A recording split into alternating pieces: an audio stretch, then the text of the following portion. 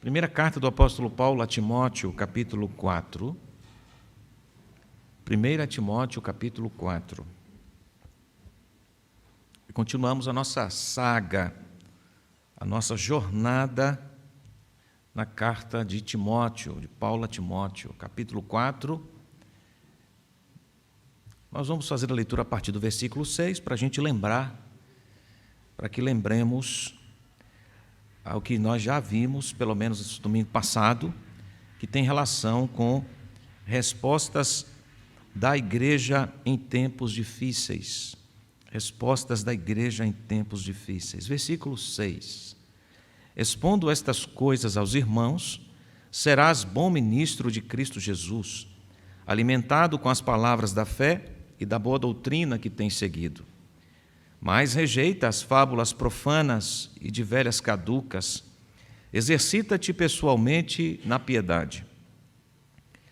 Pois o exercício físico para pouco é proveitoso, mas a piedade para tudo é proveitosa, porque tem a promessa da vida que agora é e da que há de ser. Fiel é esta palavra e digna de inteira aceitação. Ora, é para esse fim que labutamos e nos esforçamos sobremodo, porquanto temos posto a nossa esperança no Deus vivo, Salvador de todos os homens, especialmente dos fiéis. Ordena e ensina estas coisas. Ninguém despreze a tua mocidade. Pelo contrário, torna-te padrão dos fiéis, na palavra, no procedimento, no amor, na fé, na pureza. Até a minha chegada, aplica-te à leitura, à exortação, ao ensino.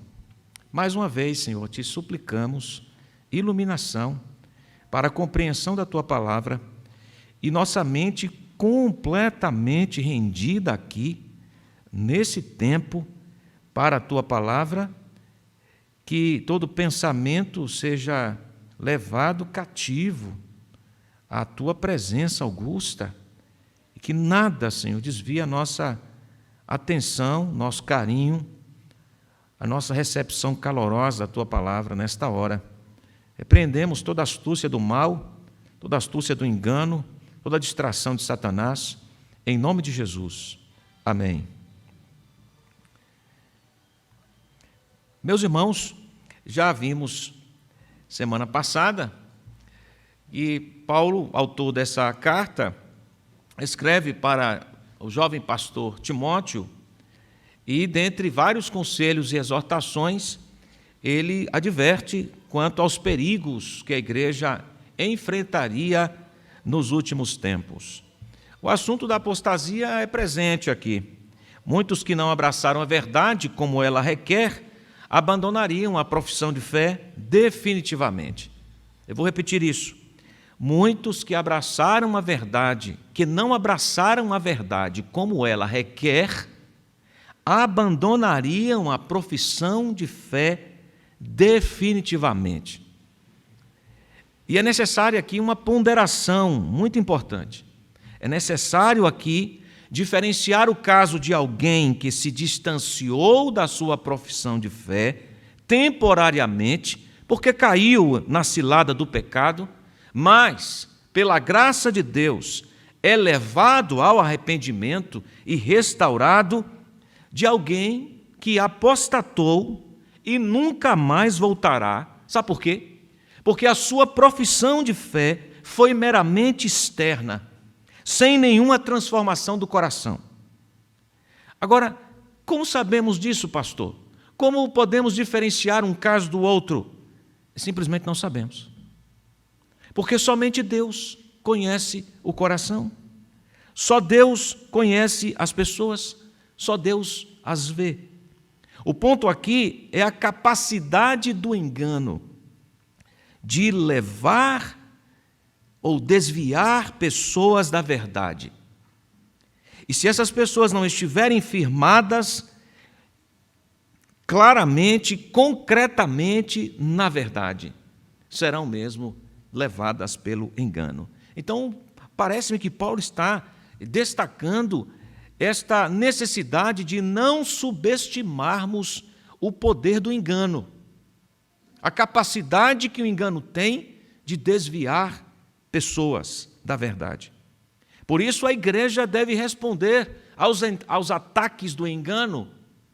Por isso a igreja deve se posicionar nesses tempos difíceis, quando expressamente os primeiros versos nos comunicam isto: nos últimos tempos alguns apostatarão da fé, obedecendo a espíritos enganadores e a ensinos de demônios. A igreja não silencia, não se aquieta diante desses ataques, mas ela contra-ataca. E como é que a igreja responde, então, aos ataques do engano? Aí vimos semana passada a igreja contra-atacando com a piedade. Com a piedade. Isto é, a igreja se exercitando na piedade, isto é, vivendo adoradoramente na prática da verdade. E uma vez que esta palavra é digna de inteira aceitação, todos devem se esforçar, trabalhar nesse caminho da piedade. É um trabalho que demanda esforço da parte dos redimidos, sem dúvida alguma, porque exatamente entendemos a dinâmica clara entre nossa responsabilidade dada por Deus, de crescermos na piedade. Isto implica disciplina, santo hábito construído, determinação da nossa parte, e, por outro lado, a convicção de que nossa provisão provém de Deus, que tudo faz e tudo dá. É a junção dessas duas realidades que determinam a caminhada da igreja. Nos esforçamos, nos afadigamos na piedade, sabendo que todo crescimento depende de Deus. Versículo 10. Ora, é para esse fim que labutamos e nos esforçamos sobremodo. Percebe aqui a ênfase na transpiração da igreja? Esforço, labuta, sobremaneira. Ou seja, algo que está além da trivialidade. Não é algo que fazemos aquém do limite.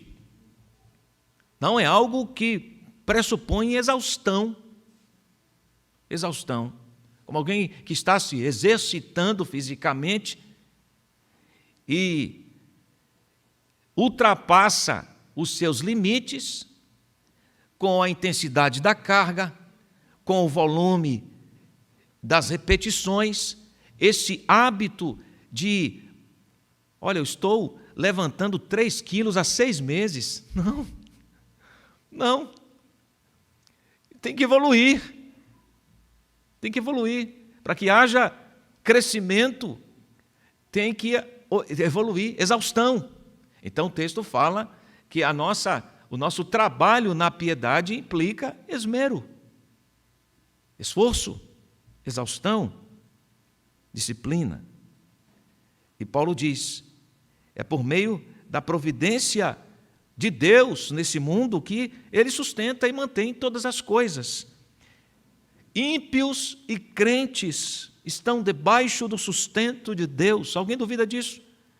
Suas bênçãos temporais, como saúde, provisão material, as experiências alegres da vida, como o nascimento de um filho, de uma filha, a aprovação em uma prova, a conclusão de um curso, o desfrutar de um lazer, a bênção do descanso físico, etc., são doações do Pai eterno a esse mundo, a crentes e não crentes. Tanto para crentes quanto para não crentes, Deus é o provedor. Reconhecendo-o ou não muda nada, Ele continua sendo o sustentador de todas as coisas. Jesus afirmou em seu Sermão do Monte que o Pai faz com que o sol se levante sobre os maus e sobre os bons, e faz chover sobre os justos e injustos. Mateus 5,45. Na pregação de Paulo em Atenas, ele também reconhece isto ao dizer, aplicando um poema verdadeiro, pois ele mesmo é quem a todos dá vida, respiração e tudo mais, pois nele vivemos, nos movemos e existimos. Atos 17, versículos 25 e 28. Portanto, é nesse sentido temporal da providência que nós entendemos a expressão aqui do verso 10, que ele, o Senhor, é o Salvador de todos os homens. É o sentido da providência natural, comum. O Senhor é quem assiste a todos, crentes e não crentes. A palavra Salvador, às vezes, pode indicar uma cura física. E Deus só estende sua provisão da cura física para crentes? Não. Seu caminho misterioso da providência, Deus está por aí curando não crentes. Deus faz isto como? Usando meios ou não usando meios. A medicina é um instrumento nas mãos do eterno Deus, da providência de Deus. E quanta gente tem se recuperado fisicamente de enfermidades por meio da medicina, que é só um instrumento na mão de Deus. Deus está curando, Deus está agindo. Então, às vezes, a palavra Salvador aqui na Bíblia também indica cura física. Às vezes, indica algum tipo de livramento. É nesse sentido geral que a palavra Salvador se aplica aqui nesse versículo especificamente falando. Todavia, quando a palavra Salvador se trata de crentes, aliada a uma outra palavra no verso 10, nós temos outra conotação. Qual é a palavra? Especialmente do verso 10. Ora, é para esse fim que labutamos e nos esforçamos sobremodo, porquanto não temos posto a nossa esperança no Deus vivo, Salvador de todos os homens, ou seja, o sustentador de toda a criação, inclusive dos ímpios e dos justos, especialmente dos fiéis. Entendimento à luz da revelação das Escrituras é de que essa palavra especialmente revela um cuidado especial na provisão de Deus para com um grupo, os fiéis. Esse grupo é chamado de redimidos, crentes. Os crentes recebem a provisão de Deus nesta vida, tal qual os descrentes, é verdade? Mas a palavra especialmente aponta para outra vida. Então poderíamos traduzir assim, poderíamos entender assim: Deus é o sustentador de todos os homens. Todos os homens têm provisão nessa vida provinda de Deus. Mas os crentes têm provisão de Deus nessa vida e têm provisão de Deus na outra vida. Especialmente dos fiéis. Os crentes recebem a provisão de Deus para esta vida e para outra. Eles receberam a provisão do eterno perdão, da provisão eterna do perdão dos seus pecados, que os separava da vida. Por meio do pagamento completo realizado pelo Senhor Jesus, eles têm a garantia de serem chamados redimidos, família de Deus, igreja de Deus, povo de propriedade exclusiva de Deus. Alcançados pela vida eterna, eles têm provisão aqui e agora, são sustentados por Deus aqui e agora, recebem livramento de Deus aqui e agora, nessa vida, nessa semana, até aqui, e recebem a garantia de que Deus cuidará do penhor deles na eternidade. Nossa eternidade está garantida. É isso que Paulo está dizendo aqui. À luz da harmonia das Escrituras, este é o entendimento bíblico. Deus tem feito assim por causa do seu Filho Jesus. Esta sóbria consciência é vista na vida do crente. Não é como um segredo guardado a 7 chaves, de maneira que somente alguns raros conhecedores têm acesso.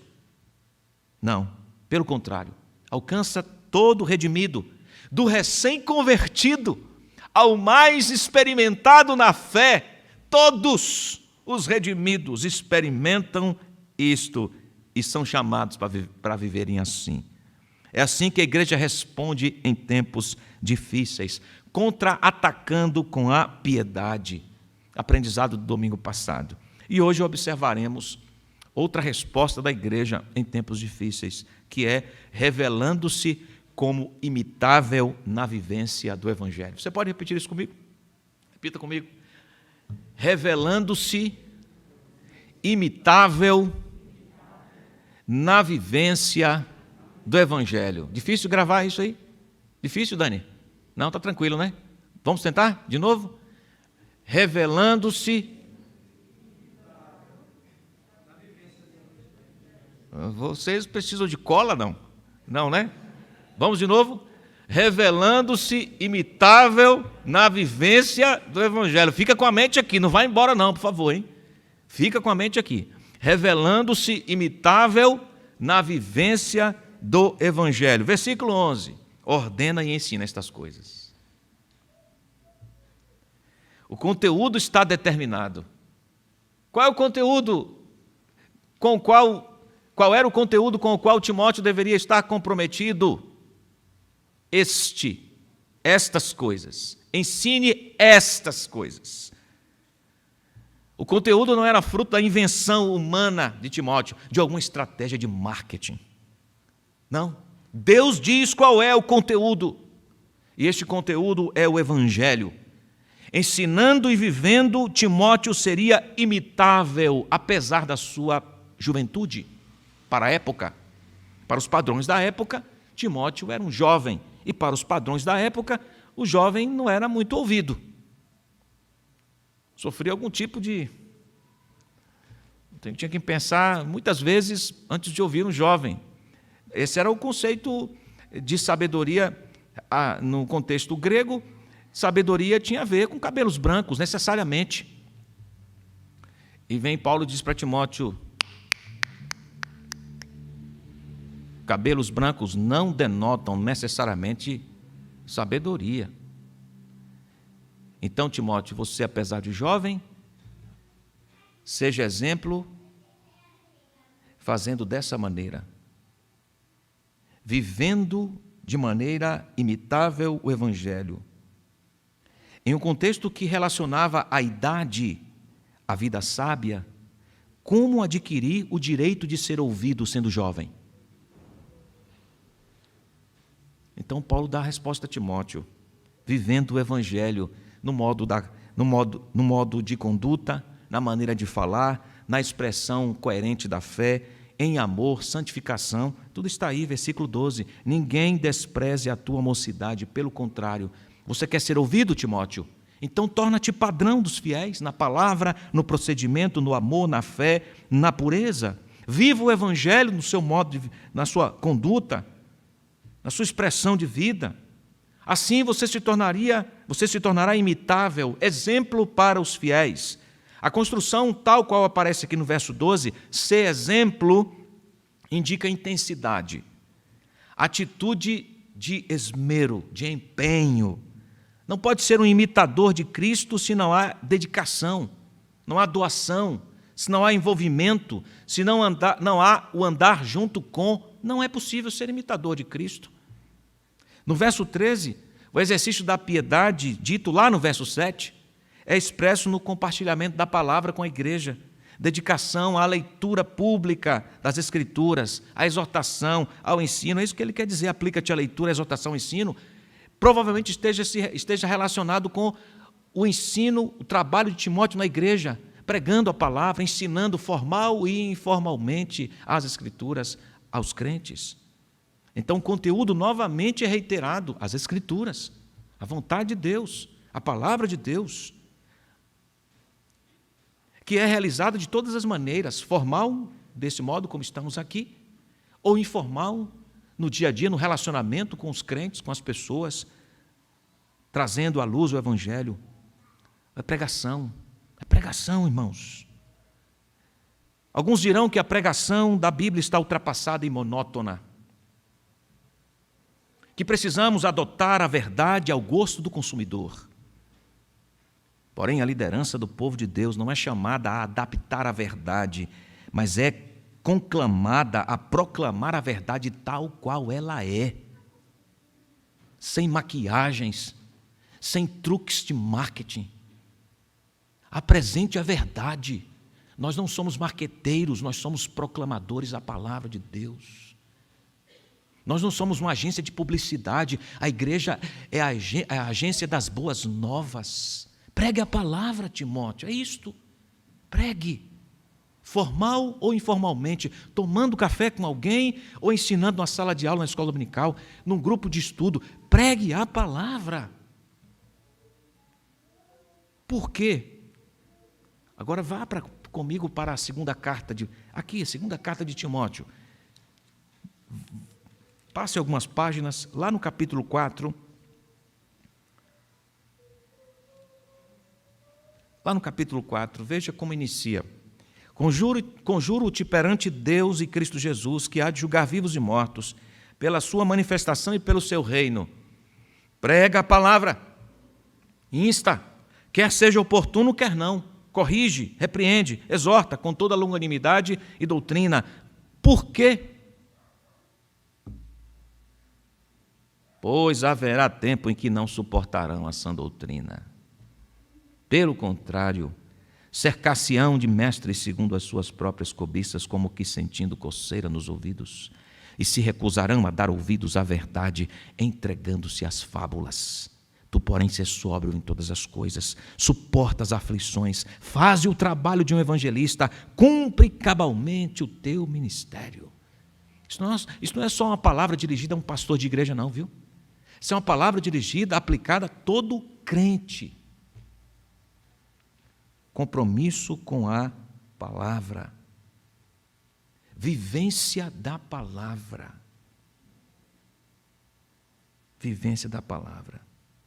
Versículo 15. Medita estas coisas, do capítulo 4, da primeira carta, capítulo 4. Medita estas coisas e nelas ser diligente para que o teu progresso seja a todos manifesto. Pense nisso. Progresso manifesto a todos. O que isso significa na prática? Que, vivendo o Evangelho, Timóteo revelaria musculatura espiritual, firmeza, na sua conduta, na sua vida. E as pessoas, não só da igreja como fora da igreja, reconheceriam crescimento nele. Aceitando ou não, elas inegavelmente iriam reconhecer progresso ali. Pode não amar, pode não aceitar, mas não é possível não enxergar progresso no crente que vive o Evangelho. Hoje, mais do que ontem, amanhã, mais do que hoje, e assim por diante. É o marido que olha para a esposa e diz: mulher, você está diferente, você está mais crente. Você se expôs a uma situação difícil e olha como você saiu dessa.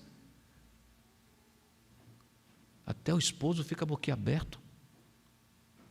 É a esposa que também surpreende com o progresso do marido. É o pai que surpreende com o progresso na fé do filho. O filho que fica feliz com o progresso na fé dos pais. Nossa, minha mãe cresceu muito na fé. Meu pai é outra linguagem, é outra maneira de enxergar a vida. Antes falava de dinheiro, meu pai queria matar por dinheiro. Hoje meu pai é tão generoso. Progresso evidente. Progresso evidente. Medita nestas coisas. Isto é, medita no Evangelho, cresça nisso, e o teu progresso vai ser manifesto. A palavra meditar no latim dá o tom de preparar para uma ação.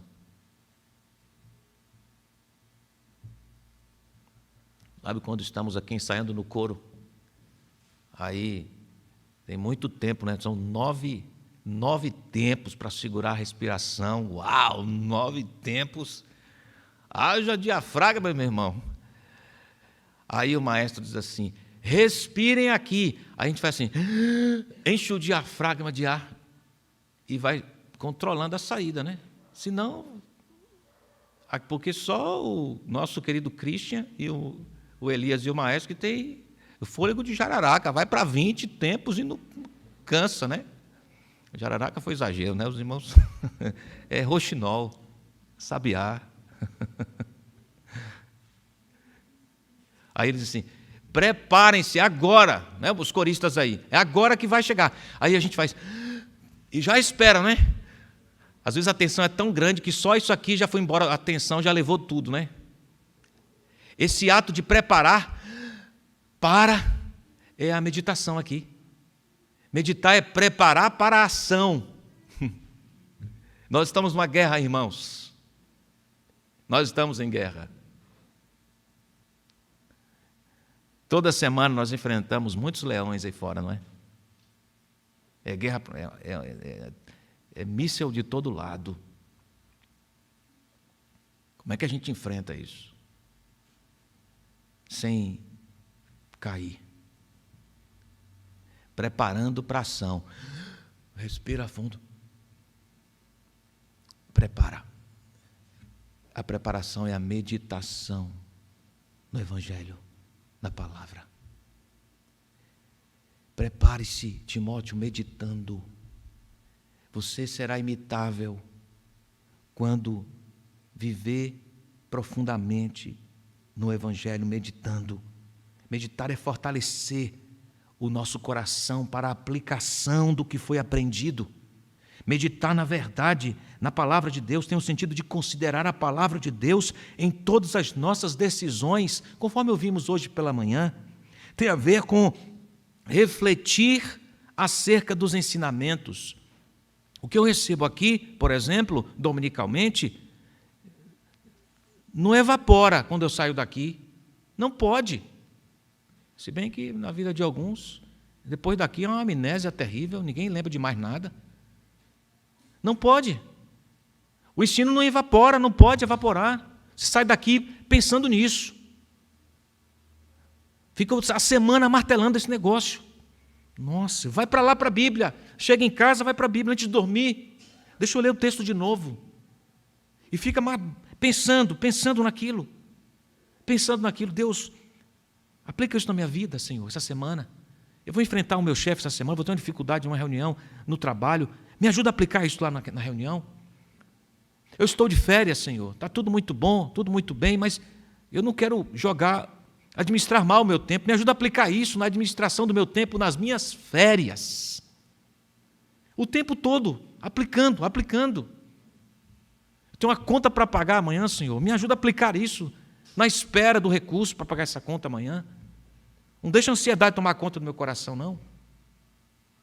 Meditar isto, irmãos, é trazer à luz o tema, é trazer o tema à mente e ficar degustando dele, provando dele, porque vai chegar a oportunidade de revelar. E as pessoas veem.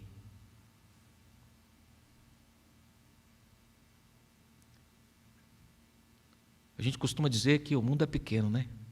Você sai daqui, faz uma viagem para lá, para o final do mundo, e encontra alguém que você nunca esperava encontrar. Você fala, meu Deus, como é que eu fui encontrar esse sujeito aqui? Aí você diz assim, olha se eu estou fazendo uma coisa errada. Já ia me pegar no flagra. Uma vez eu estava em Temuco, na fila do voo para fazer o check-in. Temuco é uma cidadezinha lá no sul do Chile, região dos lagos. E eu estava voltando para Santiago, estava na fila ali, cansado, tinha ido no trabalho de plantação da igreja, estava voltando para casa cansado. Aí estou na fila esperando e tal, e só espanhol, ouvindo espanhol, de repente escutei alguém dizer assim, oxe, manhã, não, eu chego daqui a pouquinho, viu?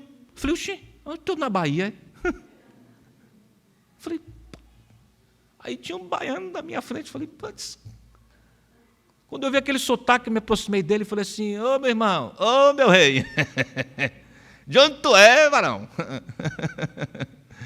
Eu sou de Salvador. Falei, ô gente, rapaz, está fazendo o que aqui, homem?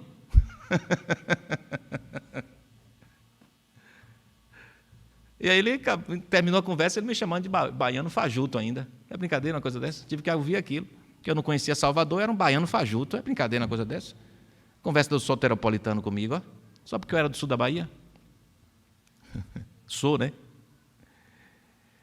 Um dia que imaginar que encontrar um baiano, tomador de água de coco em Temuco, comedor de acarajé. Não ia imaginar nunca. Encontrei. Nós estamos expostos o tempo todo e nem percebemos que estamos sendo observados. O tempo todo. E não é só porque lá no seu apartamento a parede é de drywall e tudo que você fala na sala o vizinho ouve. É porque o mundo nos observa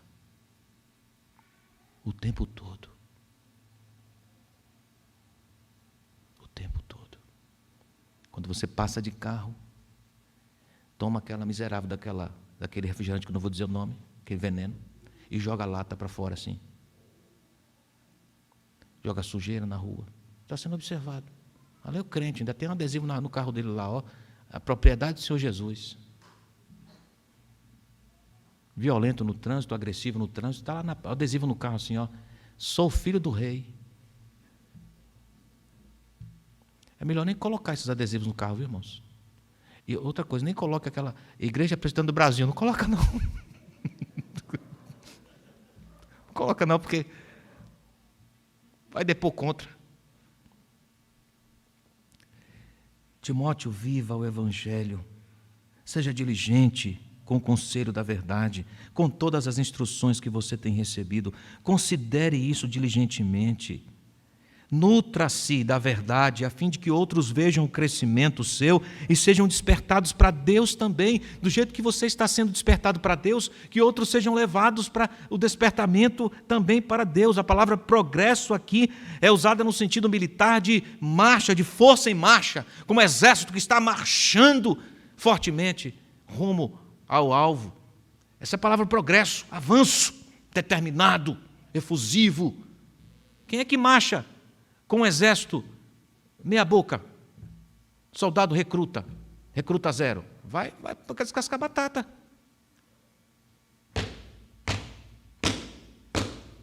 Firmeza na marcha. Tem gente marchando que parece que está na praia, chupando picolé, achando que a vida cristã é isto. É flores, é tudo uma belezura, tudo. É uma guerra. Firmeza, irmão.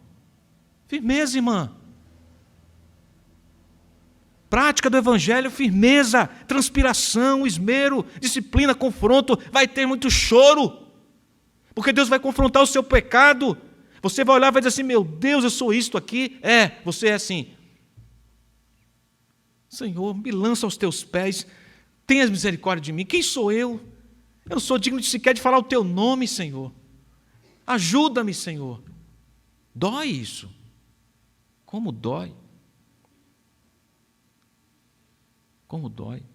Ou quando você desonra o Evangelho e o descrente fica escandalizado com a sua atitude. Como dói isso. Ele diz para você: isso é ser crente? Meu Deus do céu. Isto é ser crente. A igreja responde ao ataque do engano vivendo o Evangelho, sendo exemplo de imitação do Evangelho. É assim que a igreja se torna imitável, vivendo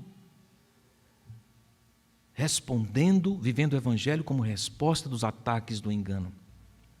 Porque, além de tudo, o engano é contraditório. Todo engano é contraditório. Todo engano é incoerente. Não há sustento na mentira. Em algum momento, a mentira vai revelar sua discrepância. É assim de certo. Toda mentira, todo engano é incoerente, não se sustenta. A verdade não.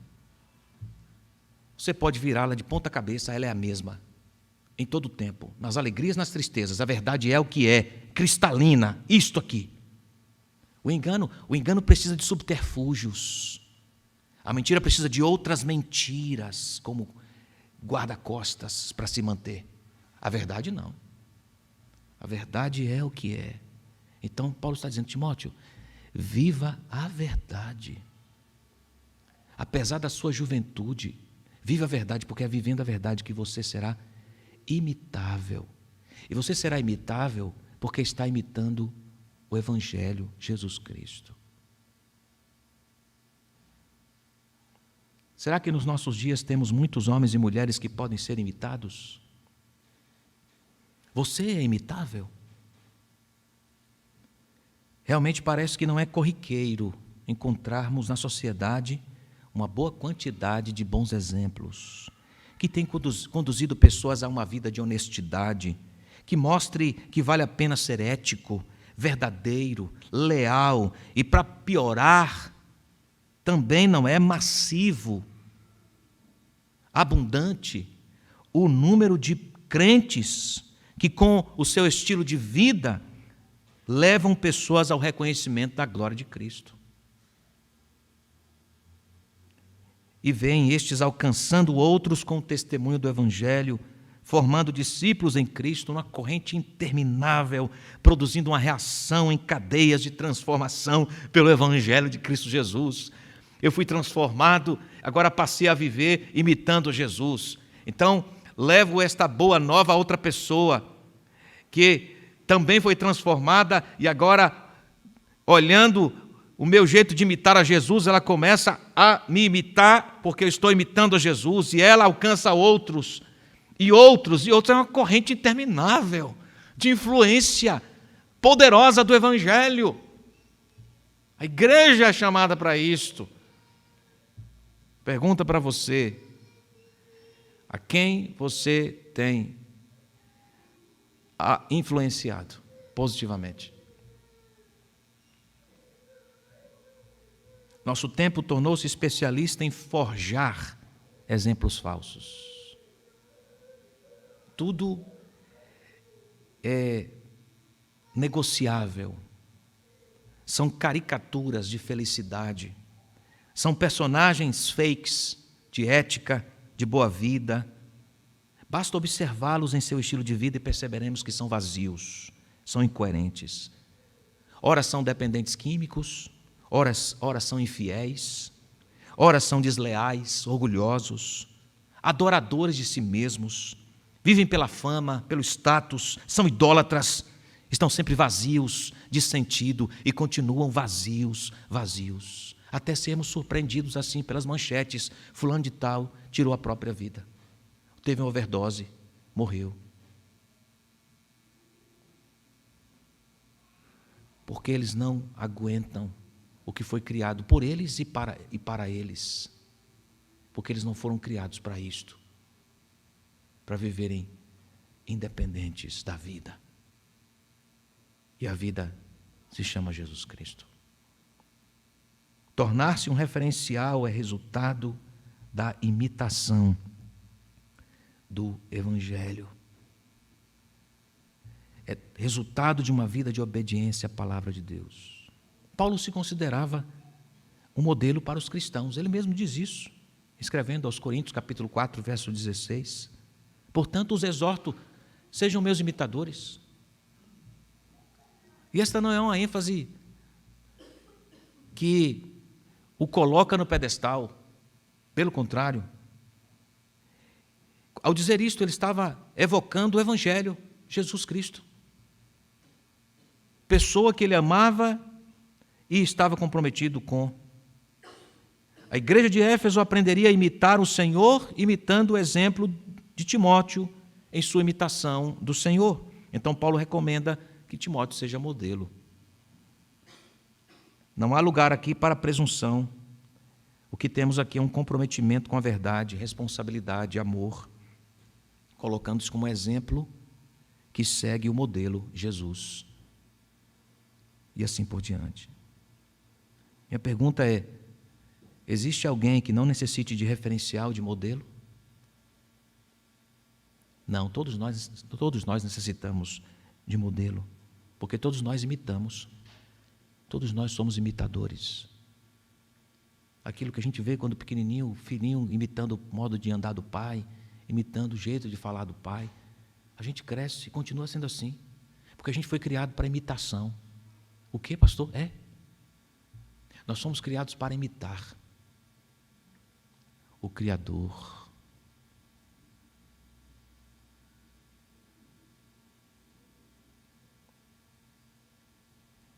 Por isso João vem e diz assim: não imites o que é mal, mas o que é bom. Todo crente deve imitar a Cristo e assim poderá ser imitado pelos fiéis. E a questão não está limitada ao aspecto ético, como ser um bom pagador, um bom trabalhador. A questão vai mais além, um bom vizinho. Tem a ver aqui com refletir uma vida do amor de Deus. Tem a ver com revelar o caráter de Jesus, na forma como você se aproxima e considera a palavra de Deus, na busca de Deus, em oração. É isto. Revelar Jesus, esse é o ponto. Então, a igreja responde aos desafios dos tempos difíceis, exercitando-se na piedade e revelando-se como imitável na vivência do Evangelho. Faça isso, Timóteo. Faça isso. Faça isso, Pedro, João, Maria, José, Daniel, Mário, todo redimido. É assim que a igreja se porta em tempos difíceis. E nós vivemos nesse interregno, nesse período. Nós estamos aqui, situados aqui nessa palavra profética. Expressamente, nós estamos nos tempos difíceis. Como é que nós agimos? Vivendo de maneira imitável. Na fé, na conduta, no amor à palavra. Como é que a gente vive de maneira imitável? Se preparando para a ação. Medita nestas coisas. E a todos ser diligente. Tomara Deus que a nossa querida igreja Betel seja modelo de imitação nesse bairro, nesta cidade do Senhor Jesus. Que vivendo dessa forma, muitos outros eleitos de Deus que estão por aí e não foram alcançados todavia, sejam trazidos ao reconhecimento da grandeza e santidade de Jesus e se tornem discípulos de Jesus, imitadores nossos, porque estamos imitando Jesus. Amém. Vamos orar mais uma vez.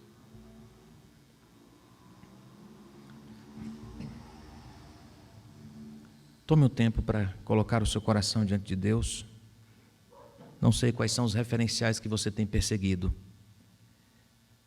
Você está perseguindo alguém, está olhando para alguém a fim de imitar. Se não é Jesus, você está olhando para a pessoa errada. Ou se está olhando alguém que não está imitando Jesus, também está imitando a pessoa errada. Mas se está olhando para pessoas que estão imitando a Jesus, viva assim também. Confesse a Deus nesse momento. Se for necessário, se a palavra de Deus confrontou o seu coração e revelou os seus pecados, confesse-os. Peça perdão a Deus. Nós vamos celebrar a ceia agora. Tempo de examinar o coração, tempo de sondar a vida e ver onde que a vida não está encaixada no programa de Deus. Se há alguma coisa fora, e sempre há, não é? Peça a Deus perdão e graça para recolocar isso no lugar. Ó Senhor, acabamos de ouvir a Tua santa palavra. Ela de fato é bálsamo para a nossa alma. Como ela mesma diz, é lâmpada para os nossos pés, é luz para o nosso caminho. Ela é doce para a nossa alma, mais preciosa do que muito ouro refinado. É, Senhor, mais doce do que o mais puro mel. Ela refrigera a nossa alma. Ela reaviva. Ela sustenta. Ela provê força, graça para a nossa luta. Louvado seja o Teu nome, porque Tu nos destes a Tua palavra. Bendito seja o Teu nome, Senhor. Te bendizemos também porque podemos ouvi-la, sermos por ela iluminados, confrontados, exortados, transformados. E permita-nos, Senhor, rever nosso jeito de administrar o tempo, nosso jeito de reagir às lutas, o nosso jeito de programar a vida. Ó Senhor, que tudo revele Jesus para a Tua glória. Agora vamos celebrar a ceia, esse bendito meio de graça para o nosso fortalecimento. Muito obrigado, muitas graças, Senhor, pela nutrição da palavra visível, que é a ceia que Tu nos dás nesta hora. Alimenta o Teu povo, Senhor. Arregimenta-nos para a batalha dessa semana. Fortalece as nossas mãos. Sustenta o coração. Proteja-o para que não sejamos suscetíveis ao engano, mas possamos responder com piedade e, Senhor, sendo imitáveis, louvando o Teu nome, sendo instrumentos que levam o reconhecimento da glória de Jesus Cristo. Assista nesta hora o Teu povo, é a nossa oração, em nome de Jesus. Amém.